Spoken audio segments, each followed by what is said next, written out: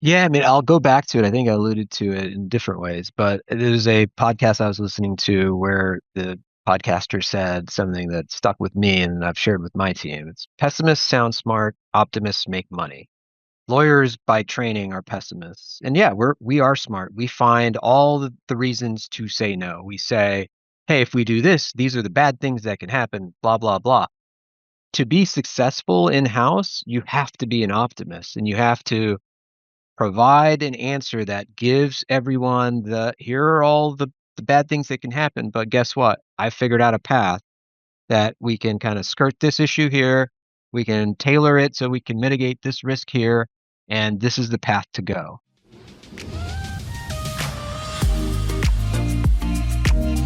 Welcome to Becoming the GC, the podcast that dives deep into the journeys of general counsels and chief legal officers, uncovering the insights and strategies that help define their success. Hosted by Joe Schohl, founder of Inside Counsel Academy. We share real-life stories and practical advice from successful GCs, guiding you on your journey to the top. Tune in and discover what it takes to become the exceptional legal leader your organization needs. Today, I talk with Ritesh Patel, Chief Legal Officer and Corporate Secretary at Viant Technology, a publicly traded advertising technology company. Before becoming a lawyer, Ritesh earned his CPA and started his career in audit at PwC, bringing a finance meets law perspective to the GC seat.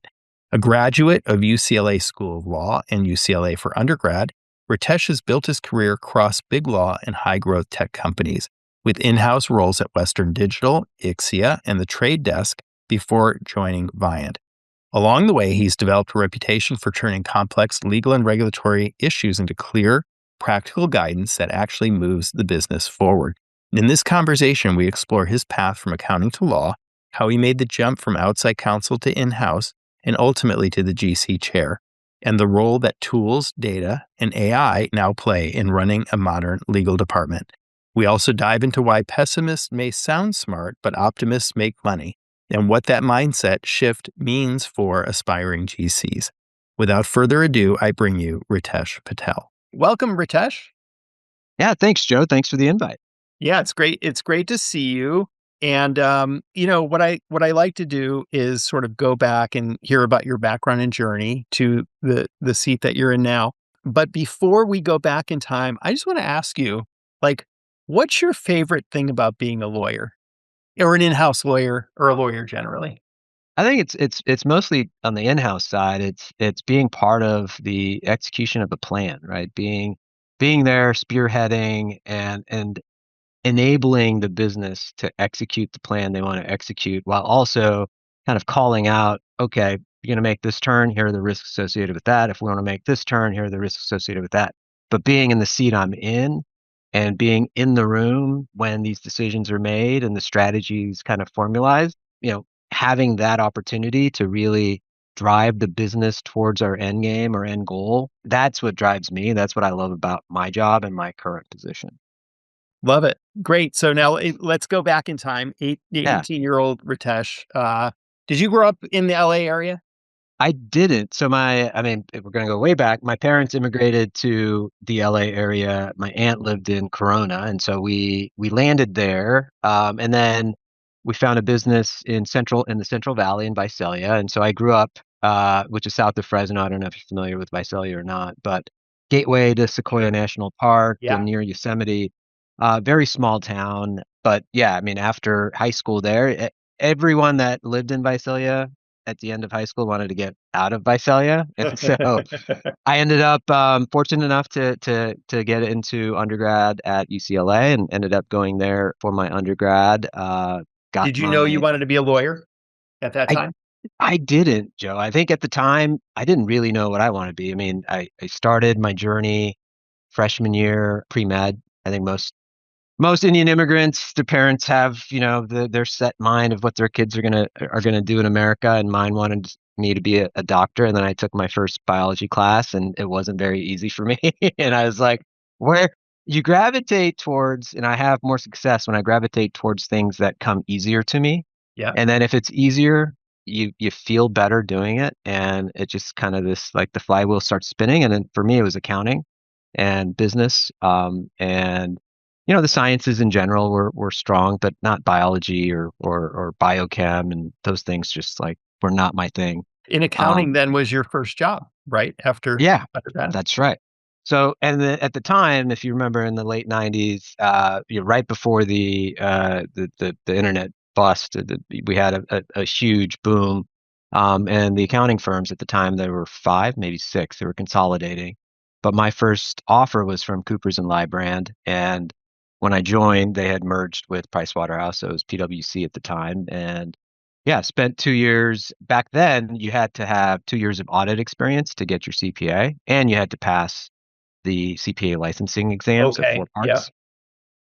So I took the classes to pass the exam. I knew I had to put 2 years in to get my CPA license. But at the same time, and going back to undergrad, when I didn't know what I wanted to do and I was just trying to like figure things out, I did take the LSAT. I was like, why not? Take the LSAT and see what happens. And so took the LSAT and knew 2 years into my journey at PwC, it was like, I'm doing the same thing over and over again. No knock on auditors or accountants. They're our friends. I have close friends in that field. I just didn't find it very I don't know, exciting is not the right word either. It became mundane. It became kind of the same thing over and over again, same accounts, same audit tests, same checklists. And there's a lot of thought given into the accounting strategy at various companies and how to account for things and Sure. present it and Sure. whatnot at public companies. But as I was kind of talking to you about like what drives me in my current position, it's I want to be in the room when the decisions are made to help the company grow, to help the company execute. And I didn't think I was going to get there being an accountant, although the path to CFO and executing there could have done, been something I could have done. But Had you gone through the process of getting your CPA? Well, like, is it after the 2 years or during the 2 years that so you're it's taking the during, exams? yeah. So I took the exam while at PwC. They obviously sponsor you, that they'll pay for your classes. So you have CPA classes, just like we have LSAT classes and whatnot, our bar classes Yeah. for our bar. And so they paid for it. And while at PwC, I took the exam. And then while at PwC, they give you hey, we know you need audit hours in the following fields and the number of hours. Here are the accounts that you can kind of be on to get your hours. And they want to get you certified fairly quickly because they want to market you Mhm. to all their clients. Hey, we have CPA certified accountants that are associates that are coming in on your account. So it was like a very kind of the path was known, and the steps were known, and they help you kind of guide you towards getting your CPA license. But once I got my 2 years and I got my experience in, I was like, started applying to law school. And I thought at the time, I was like, I could bring 2 years is not enough time to really understand how businesses operate, but I had enough experience in different businesses to know more than your normal first year law student. Sure. So I felt, hey, go to law school. You can combine your business acumen with legal acumen, and maybe that's your path. And maybe it's not GC. Maybe it's, law firm partner. At the time, I didn't know. I wasn't creating a new path. I was kind of finding paths that were created and saying, hey, this seems like is something that fits what I want to do right now. So let's go to it, which at the time when I was in law school, there were corporate law firms hiring. Again, post internet bust, we had, I think, from '02 on to about '08, before the great financial crisis, it was a boom. Law firms were hiring. I think if you recall, every year in that time frame, all the big law firms were raising associate salaries, Yeah. and it just got to be something that they were trying to attract new talent. So I was like, okay, this is something that's doors are open. Let's explore. Let's go into a big law firm. It wasn't for me, it wasn't like that was my end game or end goal. It was just something that was set up The for next me. step. Yeah. Yeah. So that's what I did. I took a corporate role at a southern firm, Eversheds Sutherland in Atlanta. And I did that because my mom and my family had moved out to the Southeast. And so that was a very easy kind of next region for me to explore and kind of be in. And so that was fun. It was a good time. How long were you there before you made the move to your first in-house role? Yeah, so at Sutherland, I was there from '04 to '08, and then married my wife. In between, my wife got a residency or fellowship role at UC Irvine, which then prompted me to come back to California. I had a friend who worked at Manat Phelps in LA, who got me a job at the Manat office in Orange County. So worked there for a couple of years, again, corporate M&A, startup company work, and then got my first in-house gig at Western Digital in 2011. Got it. Are they in Northern California? Western Digital is in Irvine. Oh, they're in Irvine. Okay. Yeah, So you were, yeah, so yeah. you were, yeah, right at the So mothership. yep. And my wife was she got her fellowship at UCI, so UC Irvine, and it was easy for me to kind of work. We lived in Tustin, and it was a 10-minute drive. And Western Digital at the time, digital storage, they do storage. Digital storage wasn't the sexy kind of job. It was a hardware company, not software. Software was where most folks wanted to go. The Googles, the Facebooks, all those companies were the attractive spots for in-house jobs. But Western Digital was an established company. I think at the time, 40 years public, had processes in place. And I was under the tutelage of Michael Ray, who's a GC there for a very long time, and then worked under him and various other VPs. And when you're there and that's your first in-house gig, you start to establish kind of your own habits based off the habits they create for you. And for me, it was a great learning experience. Law firm life, everything has to be perfect. It has to be an A plus. They're paying you $1,000 an hour because they expect perfection. They expect you to be 24/7. You Yeah. go in house, strategies change. Not everything is bet the company. Not everything is is the most important thing you have to work on. There's NDAs. There's various IP patent, whatever trademark issues, whatever may come up. And what I learned through that process, because there's just so much work and very few attorneys, and the timelines are tight. You have to prioritize, and you know that in that role is the first time I learned the old adage, perfect is the enemy of the good. Like, be good and get it done, and let's move on. And once I learned that, like, you have to get out of the habit of trying to do everything perfect when you're in house, because it's going to kill your time, and it's you're not going to be able to get through all the things you need to get through to be an effective in-house counsel. How did you make the adjustment to, from being an outside corporate transactional lawyer to coming inside and having to solve whatever legal problem was on your plate, even if it was outside your quote unquote area of expertise? Y- And again, this is in the pre-AI days. Yeah. And now it's a lot easier than it was before. Now it's yeah. But at the time I did have I was fortunate enough, my first in-house gig, I had a team of 12 to 13 very experienced attorneys. Most were previous attorneys at law firms, so they had established themselves. They had expertise in various fields, and so when I was handed things, I mean, my first kind of project outside of my comfort zone was worldwide warranties.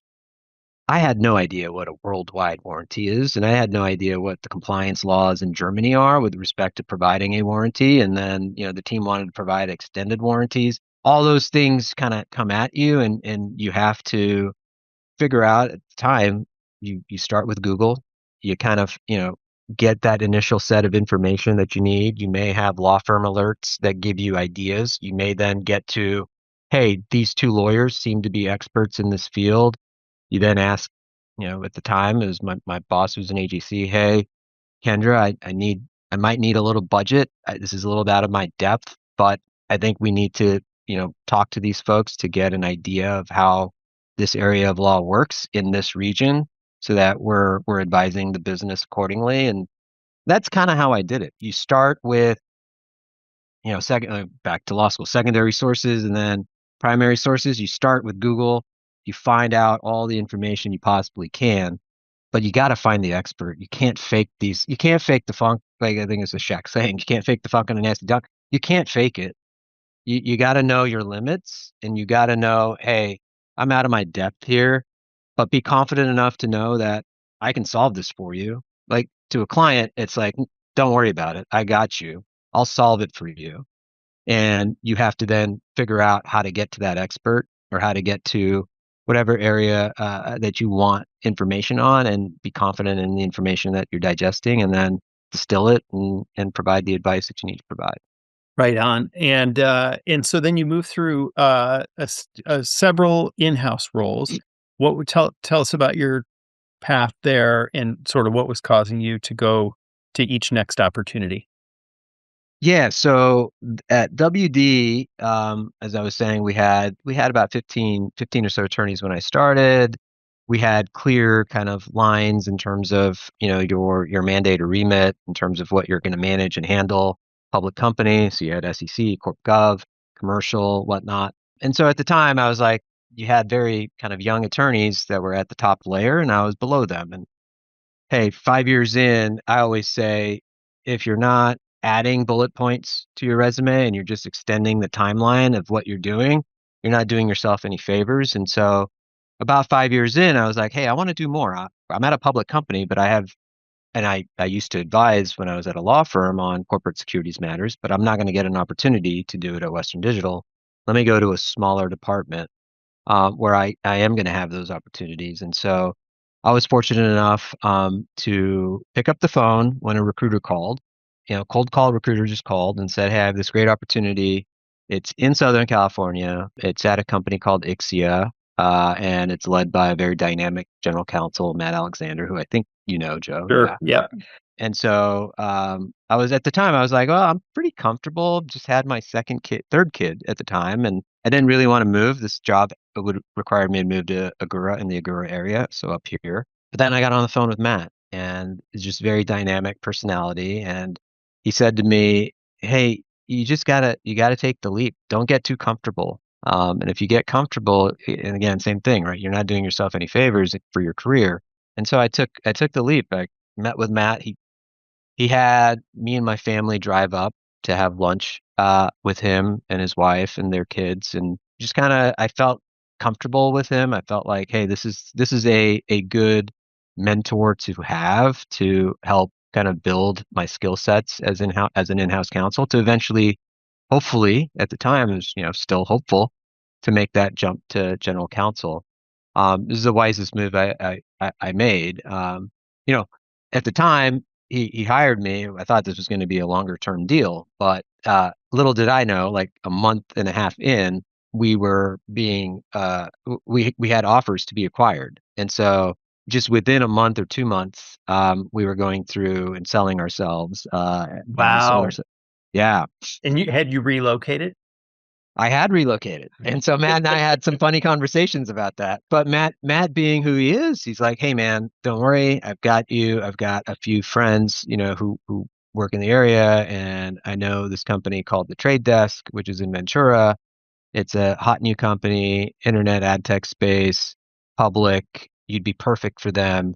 I can, connect you to a few folks there." And lo and behold, he did that for me. And I was able to get a job as the third attorney in the trade desk's legal department in 2017.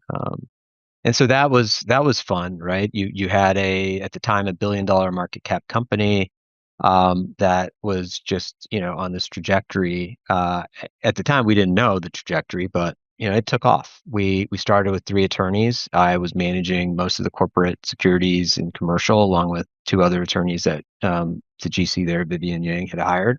And then we went from those three attorneys to 20 attorneys in 2.5 years. Wow. And our market cap went from from 1 billion to almost, I think, 7 or 8 billion by the time I had left. So yeah, it was a fun little experience there at the trade desk. What was it like being part of a department that grew so quickly?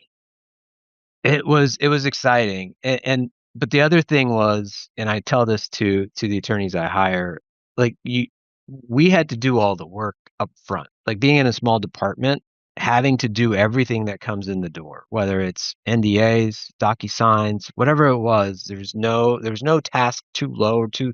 Yeah. We weren't trying to. We were just trying to get everything done. The role was generalist. The role was just get what needs to get done because we are growing and we don't have time for excuses and we don't have time for process and we don't have time for you to say it has to go to this person or route to this person.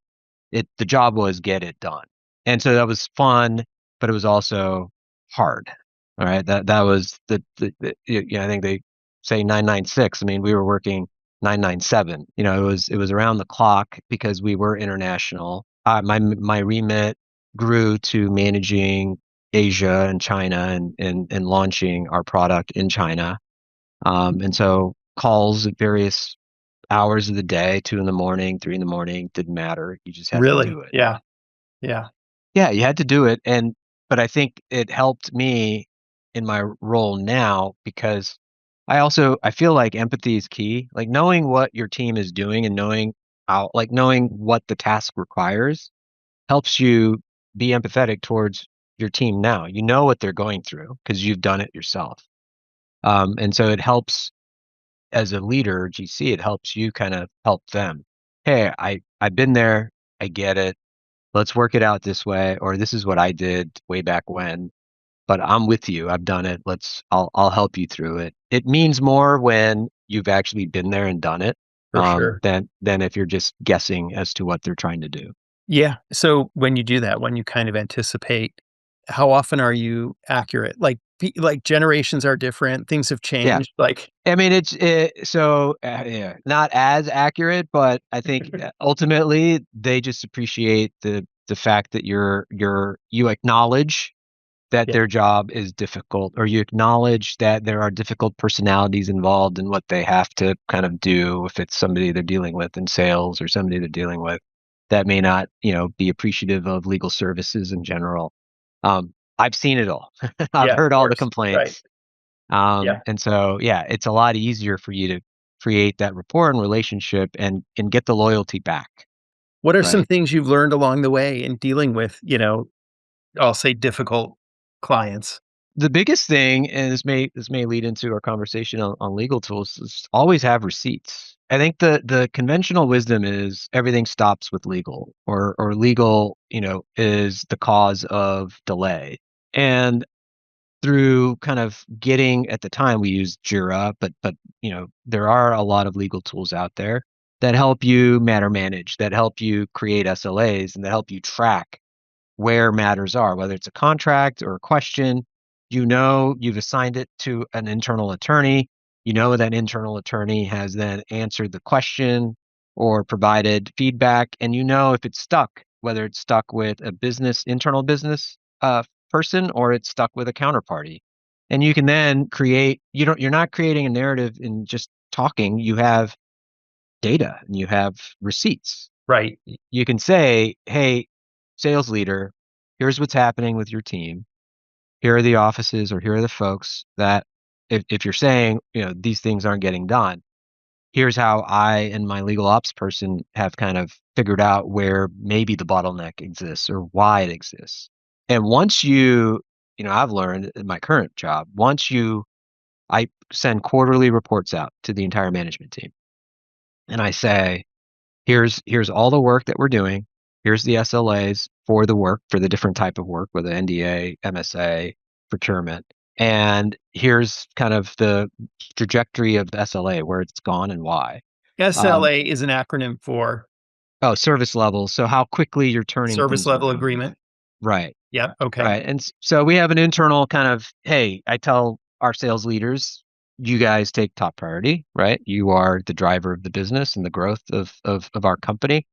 You are prioritized. You will never see your document not turn in whatever certain time frame. Right now, I think it's 2 business days. If we're not And hitting you that have a metric, system in place where yeah, that's entered in and then it tracks, and it's not your email system. no. Where you- Right. And that's what we live with, Joe. I mean, when I was at Trade Desk and there was only 3 of us, we had an email intake and we used to color code And so we used to like the legal email would come in, and if it was purple, that means it was assigned to me. If it was red, it was assigned to Julie. If it was black, it was assigned to Arish. And that's how we were doing it. But Yeah. I didn't know the advice that Julie was providing or that Arish was providing. So, through the pain of having to go through and live through that, I said, hey, I don't want to have those issues occur where I don't know what's happening within the team and what advice team members are giving to various folks in the business because they lawyer shop, as you know. And so, I found a tool called Zakia. It's a matter management tool, and it's Zakia is spelled. Xakia. Okay. It's a firm software company out of Australia, but it was the hands down the kind of most bang for your buck legal tool out there for matter management, and you can basically get it up and running within 24 to 48 hours. Does not Oh, it's love not it. Oh my it's not gosh. Yes. yeah. It was amazing. And what it would do is it would create kind of your You don't intake need funnel. consultants to come in and Nope. And Joe, I mean, amazingly, at the time, it was, I think the licenses for 5 attorneys was $6,000 a year. yeah, yeah. So Like you it don't was a even have to no-brainer. ask permission, right? No, Exactly. yeah, it was a no-brainer. And so yeah, I mean, ultimately, what that helped me create is a process and a system and data and receipts. And if you have those and you share those with the rest of the management team, you enable them to kind of push their folks to Mhm, say, hey, the legal team just gave me this report. It's mhm. saying these MSAs are getting stuck. The MSAs out of this office are taking a lot longer. Like, hey, head of this office, what are we doing? Is there something training wise you need to help you understand what the MSAs mean, or help you share them with the client, and various other things. But it's all You've got data driven. data. So Yeah. then you've got something to look at and figure out where the bottlenecks are. What Yep. what about like how's it baked in? We know as in-house lawyers, a lot of times you're getting requests, but it's doesn't have all the context that you Right. need to do a proper job. So then there's, follow-up, et cetera. So how do you make sure you're getting all the context in order to do that? And then when does the clock start ticking, so to speak, on your turnaround time? That's a good question. So the way we've done it, we have a form. So the Zakia tool helps you set up a form. The form then is customizable by request. So depending on the type of request, you can add different fields to say, hey, oh, this is a customer contract. Here are the things we need information on. Yep. Attach any emails you have with the client in terms of additional context. Context is key, right? You don't if you don't have enough context, the lawyer doesn't know what they need to do. Yeah. What to spend their And time on, what time to on. worry about. Right. Right. Exactly. So the form itself creates the kind of questionnaire or survey that Yep. we provide to the internal client, and they provide all that information. Our legal ops manager reviews the intake initially, and then we have a small enough team. Legal ops is able to manage those requests based on, I know this person's in this office. I know the requester is in that office. Let me give this request to that person because they're in the same time zone, same office, whatever it may be. But it's made easier because the form and the tool allow for you to provide that context within the request. Yeah. That's great. I can't wait to look into that one. What other tools are you using Uh, to make your so law department yeah, great? I mean, I think when AI came out in 22, I was just blown away by it. And I think I was on CNBC, and somebody, I forgot the name of the product now, but it's owned by Thomson Reuters. Legal Connect, or what, I think it was Legal Connect. It was an Okay. AI tool. So, anyways, I was early in evaluating legal AI tools, and I evaluated that, and it was good, but it wasn't what I needed.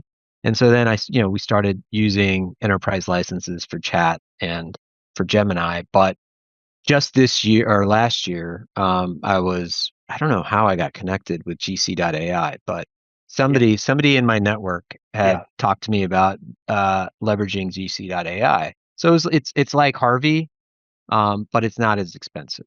Sure. And Sure. I think Harvey is great for law firms because law firms can push every agreement they may have ever drafted, every white paper they may have ever drafted, all those things to then create a database for them to leverage.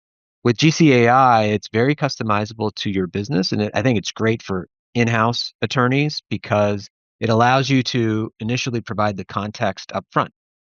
So I can set up my company and give GC.ai all the context behind my company, my risk appetite. It knows my filings.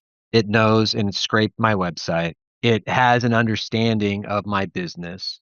And so immediately as I start typing questions in, because it's the same, chat prompt that you'd see in ChatGPT, it has the context it needs to provide advice that's catered towards my company and the risk appetite that my company and I have. And then you can kind of change that risk appetite too. You can have different profiles like Viant Inc., risk high, Viant Inc., risk conservative. Mm-hmm. And it'll also then dial up or dial down the type of advice. But that also GC.ai also has a Word tool. So within Word, you enable GC.ai.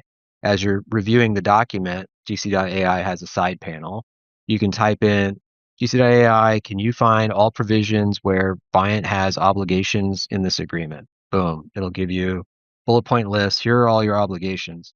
GC.ai, what's my cap on liability? Can you review to make sure that it's consistent with our policy? You can provide policy documents within the Word add-in, and you can provide playbooks. And so once you've done that, it becomes very easy. You're going away from the rote work that a lot of attorneys don't like. Like, you don't go to law school to redline. Like, that is not why you're there. You're learning law. You're learning how to kind of, interpret the law to help people or help businesses. And so you leave the redlining to the tool because the redlining also takes a long time. And then you review it. And I think that's what most attorneys want. They want that first draft done by someone else. I remember when I was a first year at a law firm, I'm sure you do too, right? Everything went to us to kind of, all right, run the red line, give me a bullet point list, summarize all changes made, and give me your recommendations. Guess what I do with GC.ai? Same prompt. Right. All right, review this, give me a breakdown of everything that's changed. Give me a summary of what is material to us based on the playbook I've inserted, and then give me recommendations. I liken it to I use GCAI as well. Now I came a little later to the AI movement, and so I just call it GCAI. So did it used to be like GC.ai was kind of the maybe it is GCAI. I always thought, because I just thought it was no. GC. I think they probably their branding or whatever, but I think we're talking about the same product because it's very familiar what you're talking about. I was actually at their first summit in San Francisco 10 days ago or so, and I was on Cecilia, one of the co-founders' podcast recently as well. It is a product that I use and I believe in, and it's good for somebody who's in like fractional GC role like I am, because then for each of the companies that I serve, they each have their own the profile. Exactly, which is really nice. And I liken it to having an exceptionally smart, confident, sometimes overly confident first or second year associate who knows way more than I did as a first or second year associate. Let's be clear, but that requires supervision, right? And they'll tell you the same thing. But 100%. what an incredible start it gives you and the more and I also find the more experience you have, like an experienced GC like you, it's going to be even more powerful because you know when it's right and you know when it needs to be pressed on because that's right. That doesn't seem right. That absolutely right. And what I like about it, and what the prior tools didn't have, and Notebook LM does have this, by the way. It's the Google tool. And it does review. It does a really good job of reviewing documents. And if you give it, I gave it, I think for one of our prior deals, I gave it a closing binder that the company that we were looking at had put together for one of their financings. And I just put everything into, at the time, I didn't have GCAI, and I just put it into Notebook LM and gave me a summary.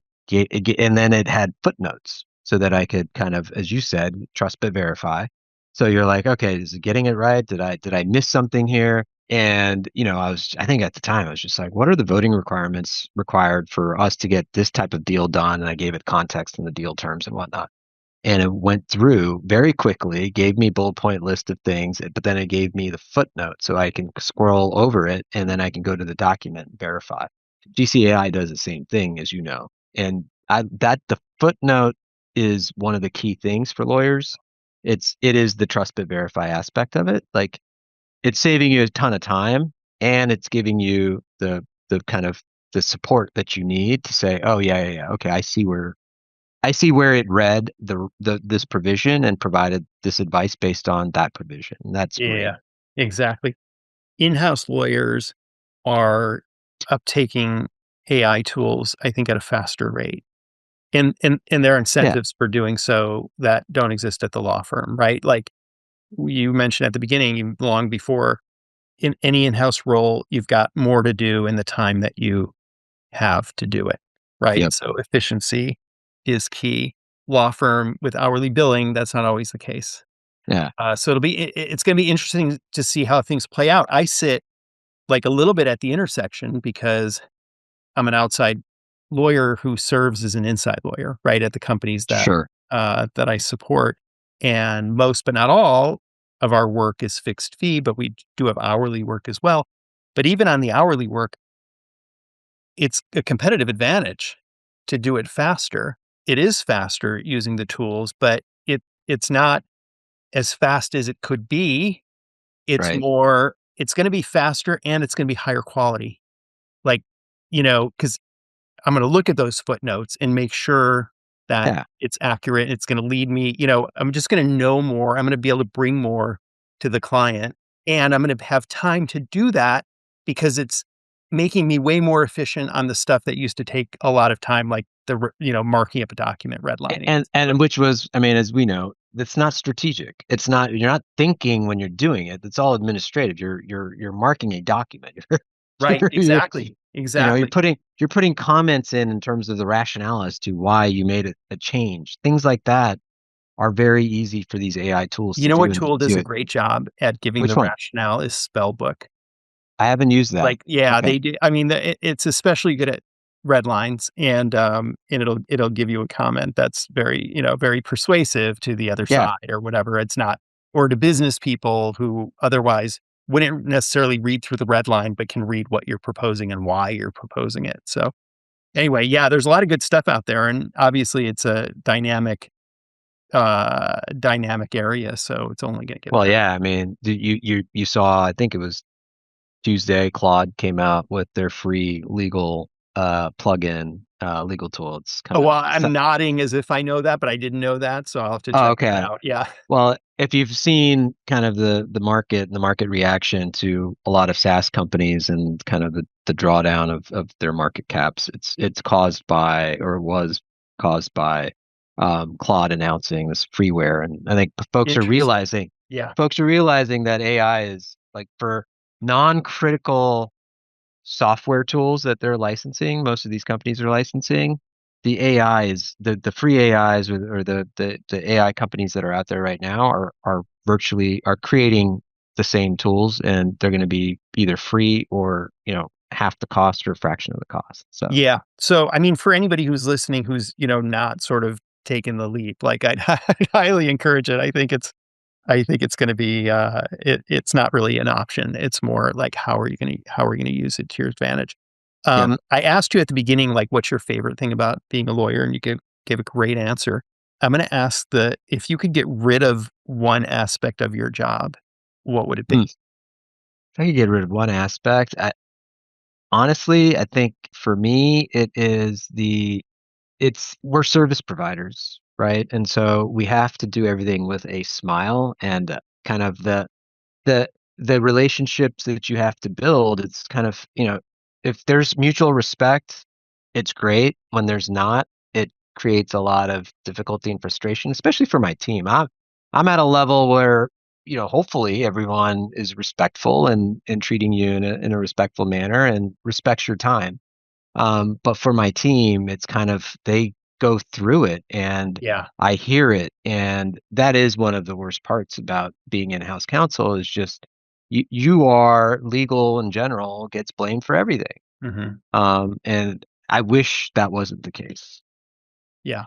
One of the, like there have been times where I put it, the prompt basically is make this sound nice. Yeah, I'm going to send somebody like, make it sound nice. yeah. And so, I'm like, sometimes I wish other people like sending me messages would would put that in. Well, it's so much easier to do now. I wish the same. But yeah, I mean, and everything in the age we live in now, everything is digital, and digital and communication is just cold. If you were to pick up a phone or just talk to someone down the hall or knock on their door at their office, I guarantee you that tone is not the same as a tone in an email, right? 100%. Yeah. And so that's all it is. It's Yeah. it's making it more like the human interaction aspect of it. I think we're doing things too much digitally, and it can create conflict, and I don't like that.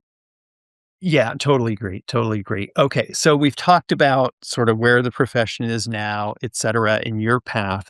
What advice would you give to somebody coming out of law school, or maybe they're at a law firm and they're thinking about making the transition in house? Like, what do you think is going to be most important for skills for those people to have? What should they be? What should be on their checklist of things that are important for them to get to the GC chair someday? Yeah, I mean, I'll go back to it. I think I alluded to it in different ways, but there's a podcast I was listening to where the podcaster said something that stuck with me and I've shared with my team. It's pessimists sound smart, optimists make money. Lawyers by training are pessimists. And yeah, we are smart. We find all the reasons to say no. We say, hey, if we do this, these are the bad things that can happen, blah, blah, blah. To be successful in-house, you have to be an optimist and you have to provide an answer that gives everyone here are all the bad things that can happen, but guess what? I figured out a path that we can kind of skirt this issue here. We can tailor it so we can mitigate this risk here, and this is the path to go. But it's hard. You're not going to get there on day one because you don't have the context of the business, you don't have the experience. But it's a process, and every day you learn something new, and every day you have more context, and so you have to keep grinding. And I honestly think, like my days at Western Digital Trade Desk mostly, if you grind and you do the work and you do it, you concentrate all the work in a short time period, that is the most helpful to giving you that foundation to be a great in-house attorney, because now and you've provided the advice and you've seen it being executed, and you know whether there's risk associated with it or not, and you kind of build off that. But yeah, pessimists sound smart, optimists make money. Love that. Haven't heard it before. A brilliant answer. And I think it sounds like on your career path, you had, it's a trade, it's a profession, it's a trade. You had mentors who, Yeah. taught you along the way. Obviously, that's the role that you're playing now with your team. I think your team's very lucky to have you for that reason. And anything else you want to leave our listeners with? No, I mean, I think it's times are changing. I think you have to adopt the new technologies. I honestly think businesses are going to get smart to the fact that there are a lot of cost-cutting measures that they can make. And if you can show, future GCs in-house that you have adopted these tools and you can come in and be efficient, I think it is going to put you head and shoulders above other in-house candidates. We're always looking, and you see the resumes come through, and great resumes, great experience. But if you're afraid to adopt these new technologies, I think you're going to be left behind. So yeah, don't be afraid to kind of dive into AI or other tech. Right on. Thank you for those words of wisdom, Ritesh. It's been a real Yeah, pleasure connecting with you. same, Joe. Thank you. Okay, take care. Thanks for listening to my conversation with Ritesh Patel. Here are 3 quick takeaways from his journey. First, in-house success is about being in the room where decisions are made, not just papering those decisions after the fact. Ritesh intentionally moved from audit to law and then from big law to in-house roles where he could help shape strategy, not just analyze it. If you're an aspiring GC, optimize for roles that give you proximity to the business, not just prestige. Second, tools and data are now part of the GC job description. From matter management systems like Zakia to AI tools like GC AI, Ritesh has built a practice where tracking work, SLAs, and bottlenecks gives legal real receipts and credibility with the business. The message is clear. If you want to become a top-performing GC, you need to be comfortable designing systems, not just drafting contracts. And third, mindset matters as much as skill set. Ritesh talked about shifting from law firm perfectionism to in-house pragmatism, embracing the idea that perfect is the enemy of the good, and that pessimists may sound smart, but optimists drive the business forward. The future GC isn't the person who spots every problem. It's the one who can say, here are the risks, and here's a path to yes. If you enjoyed this episode, please subscribe and share the show with a friend. And I'd love to connect with you directly. Just search for me, Joseph Schohl, on LinkedIn and reach out. Until next time, thanks for tuning in. Thank you for listening to this episode of Becoming the GC. Whether you're preparing for the GC role or looking to sharpen your skills as a sitting general counsel, we hope this episode offered valuable insights and inspiration. If you enjoyed the conversation, please subscribe, leave a review, and share it with your colleagues and friends. Explore more resources and join our community at InsideCounselAcademy.com. Please tune in next time for more insights and inspiring stories from successful legal leaders.